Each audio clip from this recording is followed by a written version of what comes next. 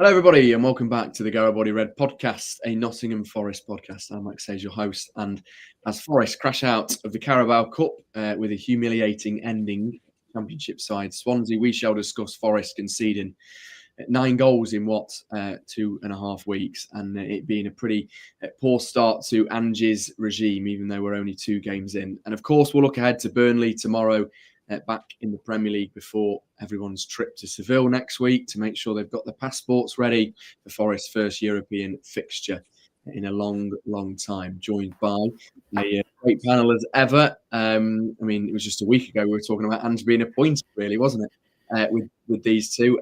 First of all, Sam from the Tricky Tea T-shirt business. Sam, how are you, mate? How's things? All good, thank you, mate. Yeah, just come back yesterday from a holiday in Greece. So Where'd you go?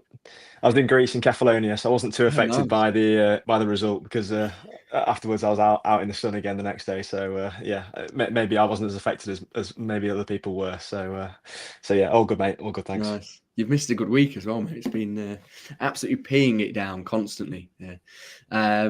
Also joined by Sarah Brown, who I don't think has been on holiday this week because I saw her at Arsenal in the away end on, when was it now? Saturday. And we were having a chat, weren't we, Sarah, about everything and trying to be confident and trying to be optimistic going into that game. But it was a disappointing ending to that one, and then really a disappointing ending to Swansea on Wednesday. Yes, well, I haven't been on holiday. No, I've got to wait till October for mine, but I've got a little trip away next week. So, but like I said earlier, I'm a bit of a delusional Forest fan, and I'm not going to get on the back quite yet of Ange out. Saturday was kind of what we expected, I think. Unfortunately, although I was really hoping that it was going to be something like a 2-2, Mick was telling me, again, I'm not thinking straight, and it's 3-0 all day long. It's our general 3-0 at Arsenal, it seems. Arsenal. And then Wednesday, you could see the way that the game was panning out. It's quite funny, really, that, as soon as they got that one, they played well all game, to be fair, Swansea. We had I thought both of the goals will work really well. And like I've also said earlier, I'm not going to panic too much. That was 10 changes. He's only probably at that point had 3 or 4 training sessions. They've never played together. Surely we've got to give some leeway, because we capitulated in the final moments, and we shouldn't do that. But we have been doing that. We did that against West Ham. We've done that at the back end of last season. So he needs to get that out of the team. And that defence wasn't our strongest. So they're the bits that I'm holding on to, and that's why I'm being an optimistic Forest fan.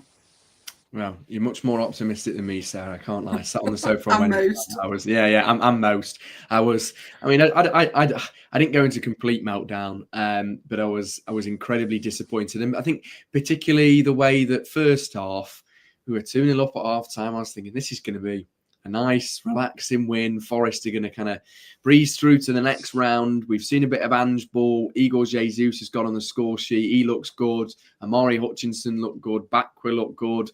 All these players that we could start to list, maybe that we're going to see the best of them soon. And Ange is really going to get the best out of them. And it's a new chapter, and it's going to kickstart his Forest career with his first win, albeit over a Championship side. That turned on its head very quickly. Sam, what did you make to the game, first of all? I mentioned the first half there. I thought Forest played really, really well. I kind of, when it was half time, they went back to the pundits on Sky watching from home. I thought, this looks like a performance where we look like a Premier League side. It almost felt a little bit first off like men v boys in a way. Forest were controlling it a lot. We were breaking through Swansea's defence. Jesus was getting runs in behind. Bakwa and Hutchinson looked quick. They looked sharp. McAtee looked all right. Douglas Luiz, why he had not got a shout before that game, no clue. So it all kind of seemed rosy at half time, but then it just quickly changed. And I guess what went wrong from your perspective?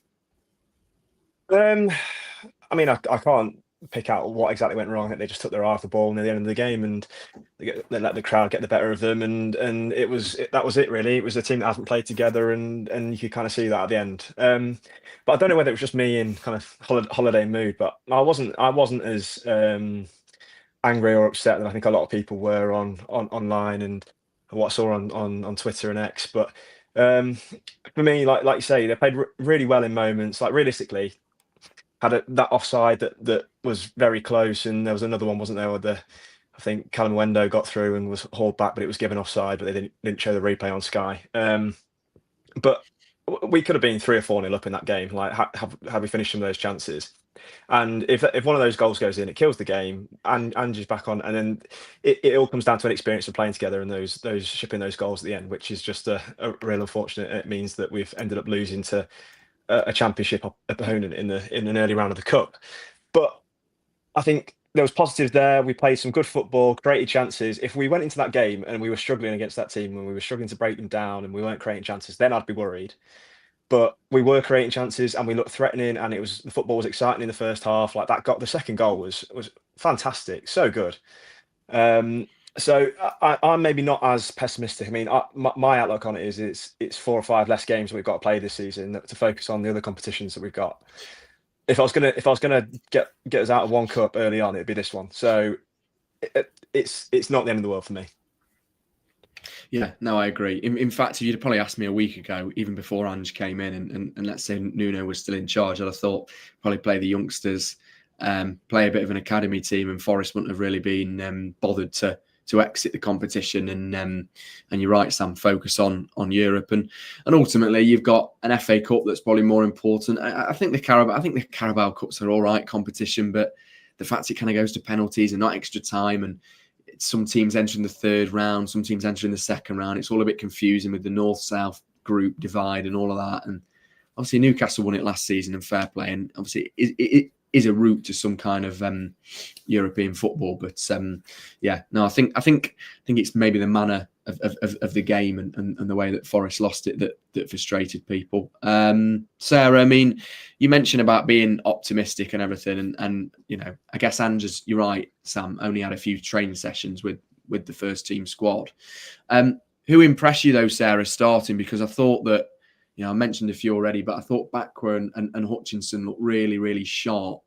And I just wonder, and I was studying that away, and as you were, at Arsenal, and I thought that Callum Hudson-Odoi looked completely off it. I don't think he's been the same player since the start of the season, really, since Alanga's not been on the other wing. And I just think he looks slow and a little bit lazy at times. And I wonder whether some of these players, now that Ange's come in, need a bit of a wake-up call and need to be rested and need to be almost dropped to wake up slightly. And I wonder whether somebody like Backwell and Hutchinson can offer that now in terms of Hudson-Odoi, and then even McAtee for Morgan Gibbs-White, Douglas Luiz for Sangare, a few other players. Well, the team, the dimension of the team has totally changed this year to last year, hasn't it? And why Callum Hudson-Odoi was first on the name sheet last year, I don't think we're going to see that this year. And I think he probably knows that, which means he needed to fight for his place on Wednesday night and Saturday. That's how I see it.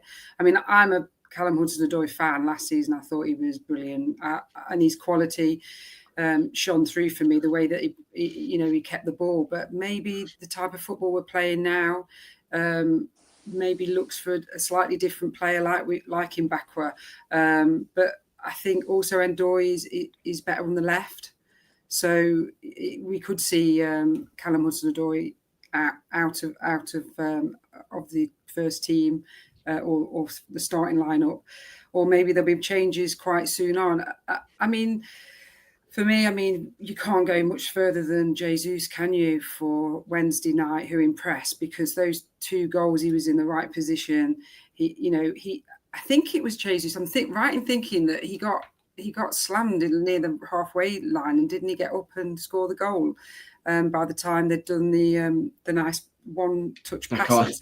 I can't remember, to be honest. Yeah, so I was trying to work out if it was him. Mick said no, it was Luiz, but I said, I don't know. I think it could.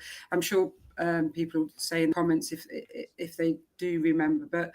But anyway, regardless of that, he was great. I thought he was brilliant. Calamrendo, I thought was good, but I thought he should have scored probably 2 or 3. Ryan Yates, he's been under a bit of an attack this week, and I get it. He gave quite a lot of balls away.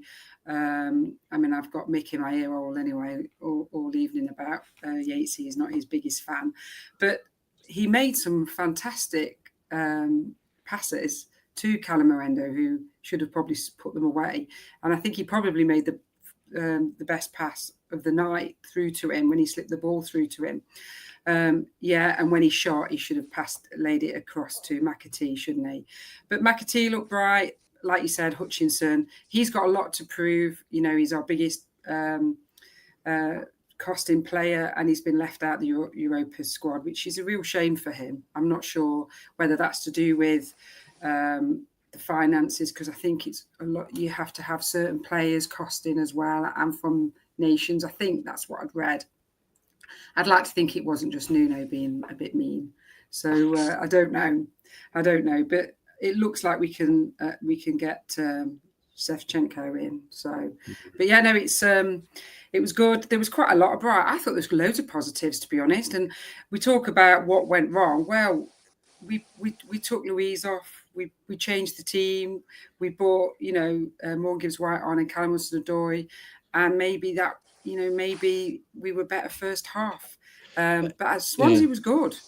Yeah, no, they were. I completely agree, and I think absolute, fair play to them. They kept. I mean, for me, Swansea will be a side that's probably fighting for the playoffs up in the Championship this season. I mean, Sarah mentions there about you bring Morgan Gibbs-White and Callum Hudson-Odoi on, and it seemed from that moment it went wrong. You brought better players on, and all of a sudden Forest found themselves worse off.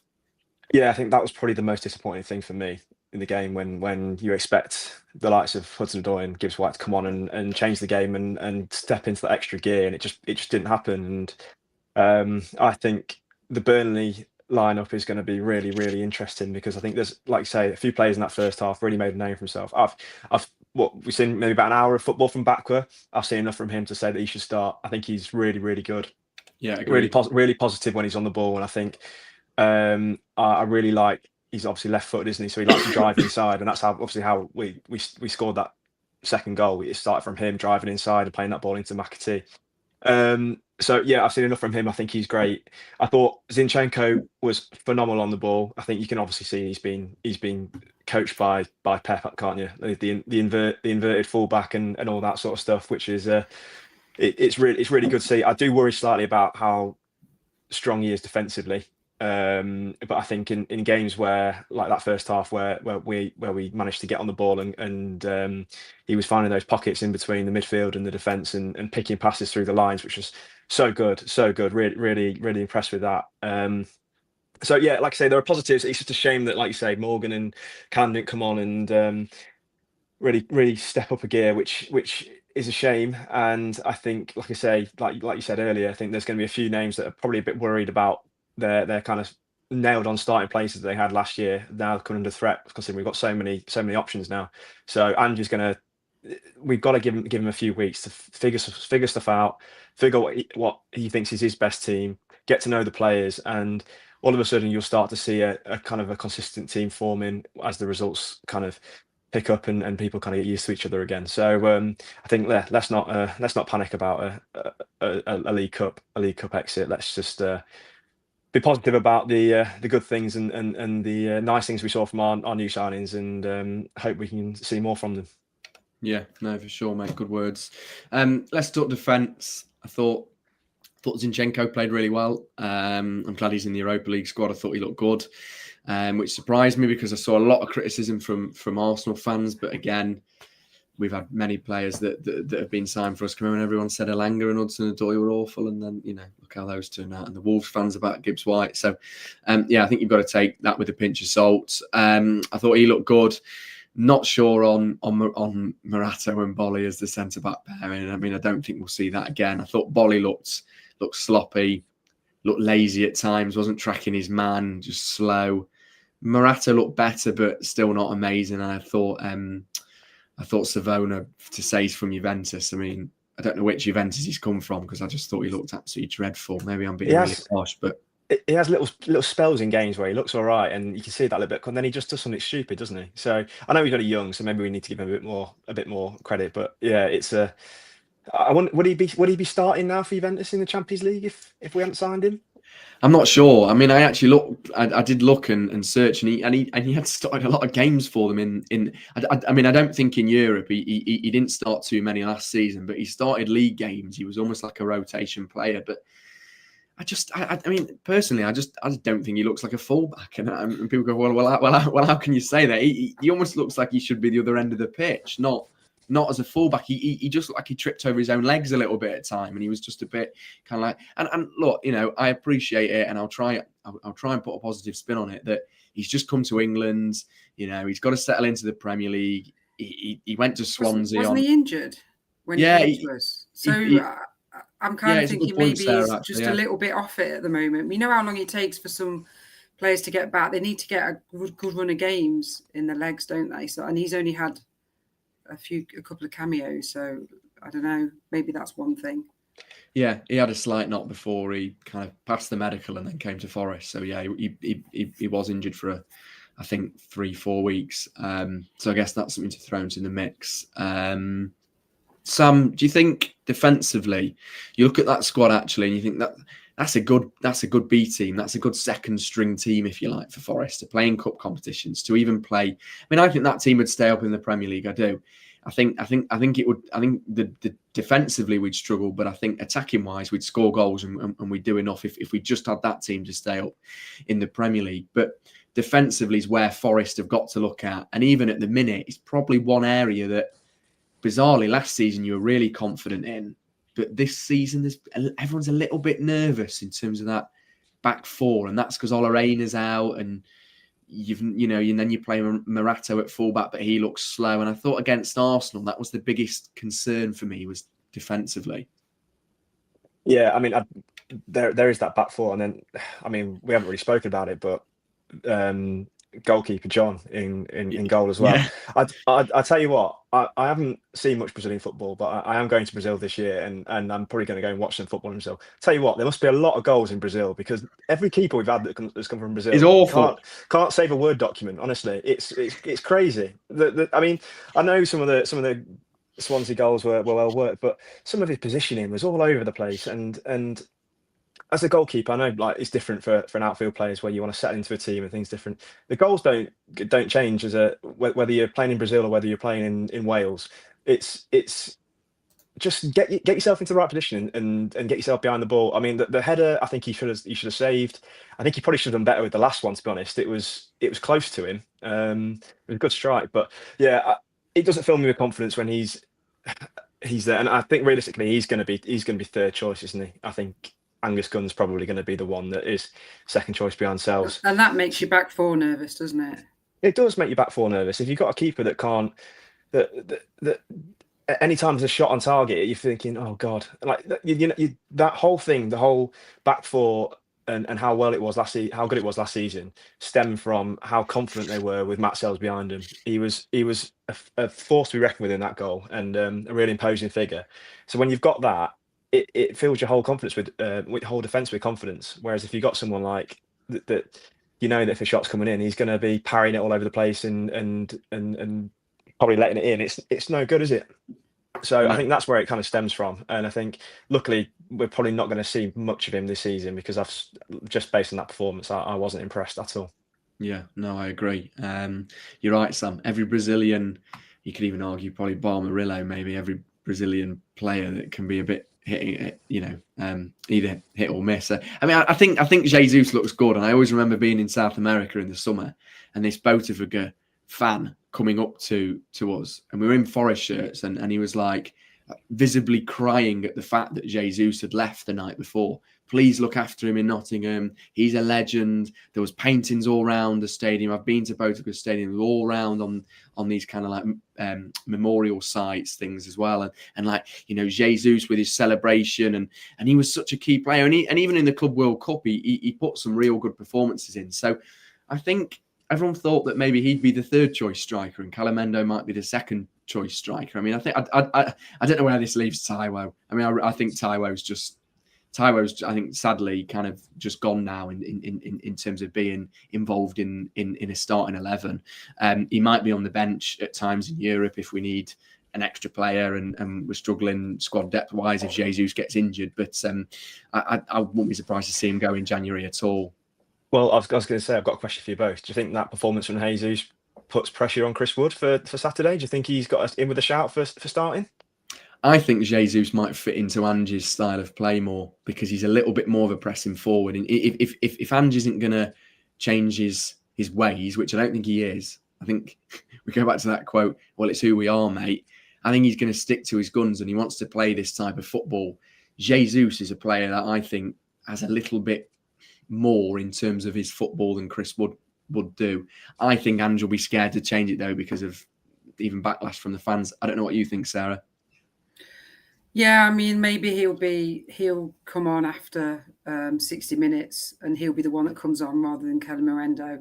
But I think he's going to be involved, surely, because I don't know why he wasn't involved on Saturday. I know he had his arm, his wrist strapped, but has he had that before? I don't know. I couldn't understand why he wasn't on the bench even on Saturday, was it? And I thought, oh, does he not fancy him or has he got a knock? I don't know. So, but yeah, from Wednesday, he certainly looks like he should be next up behind Chris, and obviously right at his heels.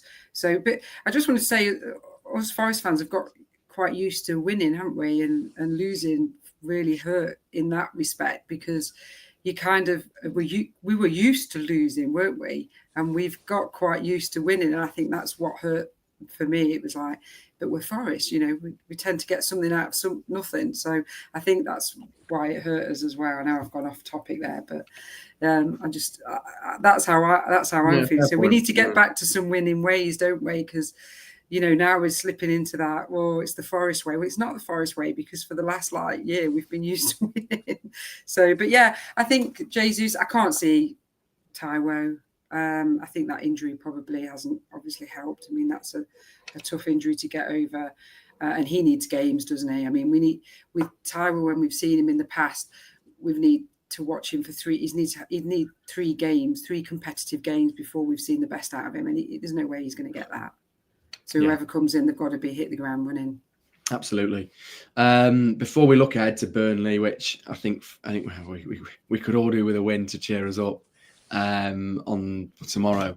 I mean, let's just quickly talk about Ryan Yates because I don't want to bypass him because people will comment, "Oh, we never talk about Ryan Yates on the podcast or criticise him." I thought he had a poor game. I thought he was shocking. I'm going to be brutally honest. I thought that. I just thought that he just looked like he almost looked like he fitted into the Championship style of football that Swansea were playing. Sarah, do you think we could see the end of Yates? I mean, and I say this because every manager that Forest have had, that far as I can remember, if we go back the 6-7 managers in recent years, right, even since getting promoted, every single manager comes in and chooses Ryan Yates. But Forest have got the options now of Douglas Luiz, McAtee, Sangare, Gibbs-White. I know it's all different positions playing in 10s, and Yates is obviously a defensive midfielder. Dominguez, if he comes back from injury, he's in the European squad. So I just wonder whether Ange might give Yates a miss, and he might just be a player that sits on the bench and might occasionally get 10-15 minutes in Europe. What do you think? Yeah, I think he's probably got a place in the squad or the team in one of the teams in the cup games. I have to listen to my husband moan about him the whole time. So when he was in the team, I was like, well, they all want to play him, don't they? Every manager plays him. So whatever they see in him, they do see something in him, and the fans might not. But yeah, he had a poor game, but like I said, he did have a couple of good passes through for a potential goal, which should have probably been a goal. He did have a couple of bright moments, but yeah, he had a poor game, and I think we just love talking about him about when he's gonna leave. I mean, I said to Mick at the week he was going to play for England, so I love winding him up. So I don't know. It's sad if that happens, but I'm a fan. I watch football. I don't coach, so I don't know. They all see something in him, so I can't really comment from what the manager's seen him. But they can't all be wrong. So, but I don't think he's going to get the playing time he got last year, because we've got too many options, and if he does, the fans will get onto his back about not playing the Douglas Luiz. Dominguez was great last season. He was great last season, and we haven't, obviously he's not back in contention yet because he's still coming back from injury. So he's a player, I think, Dominguez, that would fit into Ange's style of play.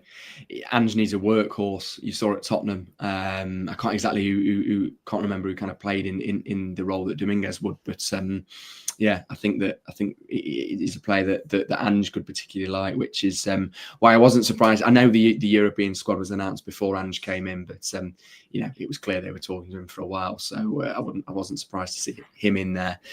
Sam, just quickly then, just before we move on to Burnley, is the thing with Ryan Yates, does he get in the squad because of his attitude and almost his resilience and the fact that he can win Forest fouls? And if you go on Twitter, if Forest, I cast my mind back to last season when we beat Liverpool, beat Chelsea, beat City, like those 3 key games really, and every single time there was opposition fans going, I hate Ryan Yates. I can't stand Ryan Yates. He's the worst footballer of all time. He's an absolute house. And do you know what I mean? So I just wonder whether that gets him in the squad more sometimes than because he can win fouls, than his football ability. And I wonder whether Ange would kind of, change it up in the next few weeks. Yeah, I agree. I think there's obviously very big differences from last season to this season in terms of how we want to play football and how Ange is going to want to play football. And I think last season you could argue that Ryan Yates has got an easy place in that team for when we're playing those sort of teams, and he wants to be that person to break things up in midfield, annoy other midfielders, and just be a real nuisance in there, and then give it to an Alanga and a Hudson-Odoi to sprint off down the wing and create counter attacks. And I think Forest so far have shown they don't want to play that way if possible. They want to have more possession. They want to control the game a bit more, and that's where Yates is probably going to miss out. We all know his limitations are probably going forward more than they are defensively. And when you've got someone like Douglas Luiz who could play exactly in his position, you're thinking, well, it doesn't make any sense to have Ryan Yates in there when we're trying to keep possession and build through the midfield. So I can still see that there is a place for him. I think we're obviously going to be underdogs when we go to, like for example, when we went to Arsenal and when we go to places like Anfield and the Etihad, we're going to need to have that. Ange's going to have to adapt, and we're going to have to play Nuno ball. We're going to have to sit in. We're going to have to be defensive. We're going to have to look upon the counter attack, because that's the only way you can beat those teams. Yeah. So I think there's still a place for him. I still think there's a place for him when we've maybe got a lead, and especially at home, and he comes on and he can shore things up and, like I say, win fouls and kind of kill games. So yeah, I agree. I think it was a pretty poor performance. I think he should have stopped the cross for, I think this is the second Swansea goal. But I still think there's a place for Ryan Yates, and I think it'll take a tough man to rip that shirt away from him. Yeah, no, absolutely. And I think I thought his podcast with Jake Humphrey on the High Performance podcast was excellent as someone that's into kind of those podcasts and things. And if you're into your self-improvement and resilience and character building, then that podcast certainly for you. I'm sure most Forest fans have seen it, but do give it a watch. It's very, very good. It killed some time while I was waiting to get my car was getting its windscreen done, and I was like just sat in the waiting room finishing the podcast for 30 minutes. So it killed that time nicely. So do give it a watch, Forest fans. Right, let's look ahead to Burnley then tomorrow. Sarah, me and you'll be there, won't we? So fingers crossed we get a win. I am nervous. I am. I think if you were if you were a neutral, you might be having a bit of a bet on Burnley, given that it's been a bit of a poor week for Forest. But you'd like to think we've got the quality to get over the line. Sarah, is it? I wouldn't say it's a must win, But it's a game that Ange, in the back of his head, will be thinking, I've got to win this, because if I lost tomorrow and then I went to Betis and lost, then my first game back at the City Ground, first game at the City Ground, and Forest returns to the City Ground, is against the newly promoted Sunderland that have had a brilliant start to the season, could give us a good game. And all of a sudden, I've not won a game as a Forest manager, and I'm trying to get the fans on my side, and there's plenty of fans that are doubting me, and we're 4 games in here, and there's some challenging games after Sunderland as well. So, I mean, surely tomorrow's got to be a game where Forest have to be going, and no disrespect, but a newly promoted Burnley, you've got to be going and getting 3 points, surely. Well, Liverpool only just squeaked past them, didn't they, last week? So no, you're not doing my confidence. I'm sorry. Yeah. So yeah, they've. I mean, and last season they were the best defensive team, weren't they, in the Championship? So it's he's going to have to break them down. I'm not quite sure what we're going to see on Saturday. So let's hope we just outplay them. But I'm sure that's what Liverpool try to do. So it depends how they set up as well, doesn't it? So yeah, I'll probably be looking behind. I'll have my hands over my eyes and won't be watching the whole game, because I sometimes can't watch, and I'm not comfortable unless we're about 3 or 4-0 up. So I don't know what we're going to see. I'm never comfortable.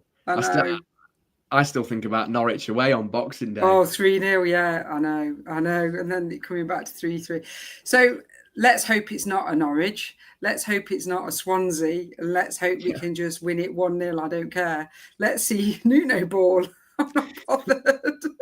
But I just want, all I want from Ange is to see that he's adaptable. I think I'd like to see Ange ball. We all want to watch that kind of lovely passing football, playing high up the pitch. But I also want to see that tactically he's not.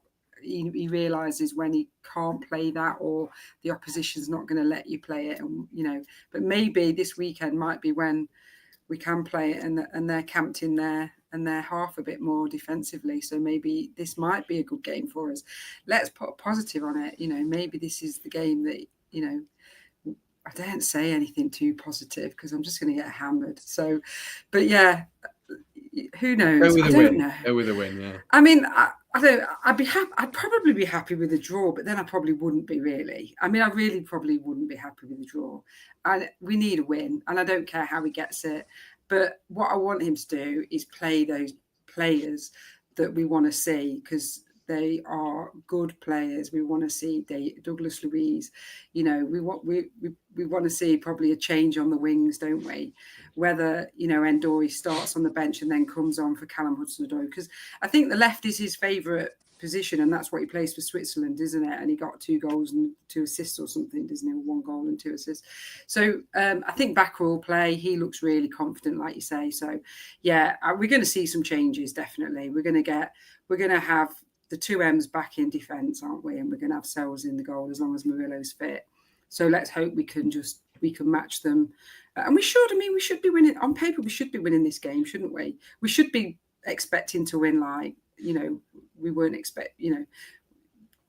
like last season. We should be winning. But but there's always that thought, isn't there, in the back of your head. So Sarah, are you sure you actually want to go to the game? No, I don't. No, not at all. I don't want to go at all, to be fair. You can have a ticket, Sam. Yeah. No, Forest will ban you. Don't do that. They would ban me. Yeah, they would ban me. Yeah, sorry. It's a wonder they haven't, Sarah. Hey, what are you saying? You're well behaved at away games. You're much more well behaved than our lot. Sam, Forest need a win. Give us a prediction, mate, to finish us off. Come on. I mean, I'm going to go. I think Forest will win 2-1 tomorrow. 4-0. No, I'm joking. 4-0. Yeah, I'd be happy with anything. I'd want a 1-0 would suit me, to be honest. I really am looking forward to the first win we get, and the first Ange interview where he doesn't look like he's just been at a funeral, because he looked so distraught, didn't he, against Swansea. Camera pan down, and then he's in his press conference after the game, and he was basically spent his whole time with his head down, eyes on the floor, sort of thing. So I want to see a happy Ange that the media can take that and run with that instead. And then They all of a don't sudden want to it'll be see that. They don't no, want to see him happy.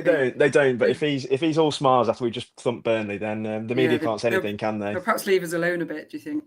Exactly, yeah. And then we can it'll all be sunshine and rainbows again, and we can go to Seville and have a good time. Yeah.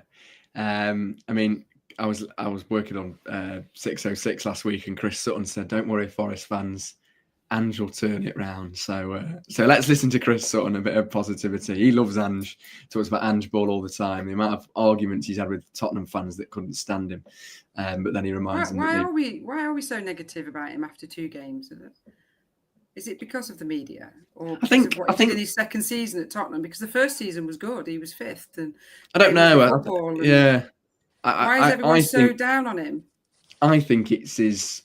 I don't know. I think if I'm speaking from my point of view, Sarah, I think being a little bit cautious about him is negative. I don't like him in the media. I don't like the way he puts his head down, as Sam was talking about. I don't like this kind of "it's who we are, mate."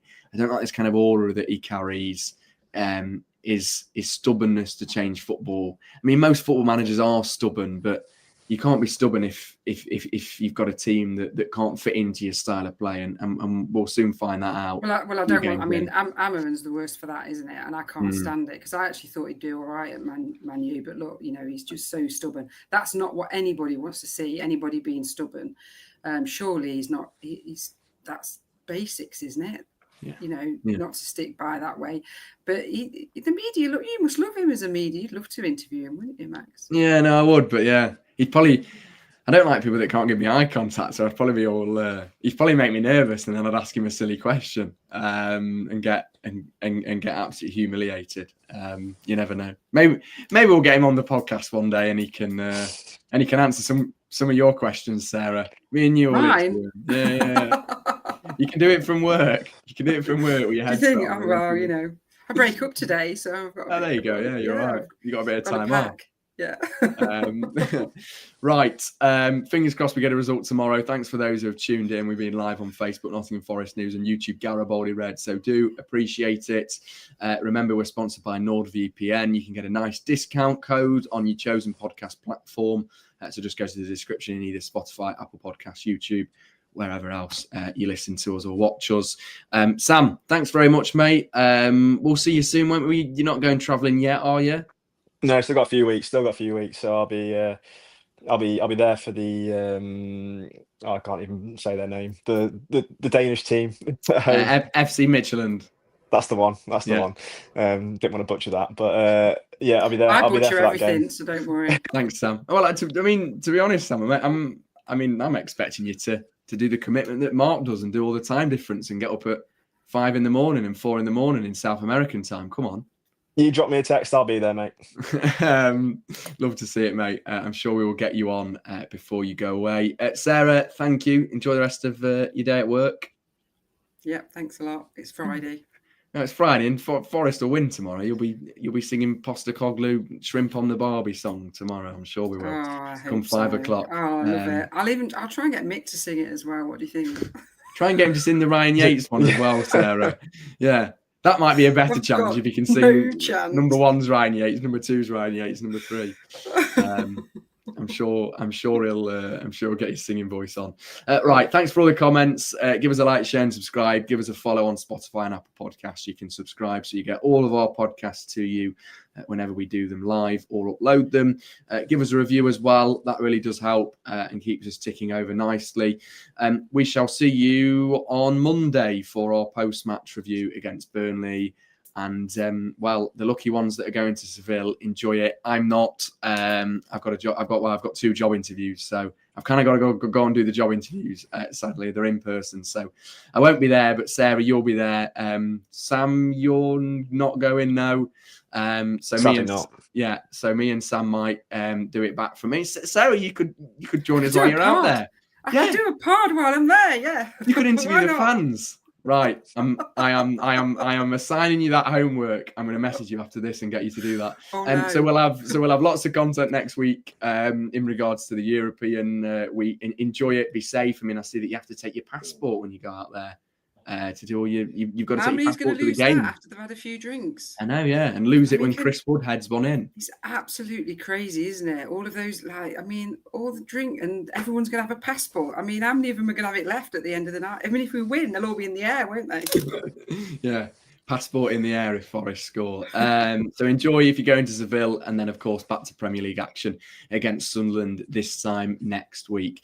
Thanks for all your comments. Thanks, as always, Sam and Sarah. We shall see you very soon. Come on, Forest. In hands we trust. You ready?